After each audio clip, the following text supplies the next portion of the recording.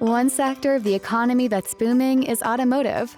Job Corps is on the forefront with high-end training facilities, experienced instructors, and industry-level certification. This program has allowed me to attain so many certifications and so much hands-on experience that I will be able to work at any dealership in the country, in any state, in any position that I wish to do so.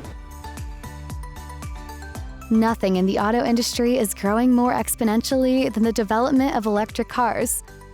Job Corps is also providing extensive training in this new and flourishing technology.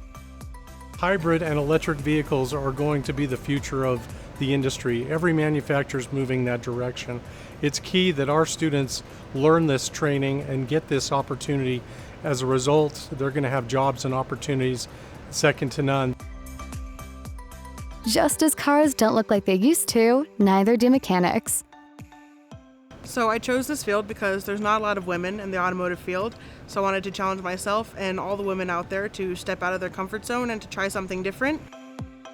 This field is what I really wanted to do. I took a lot of interest in it, and I'm not going to let anybody tell me that I can't.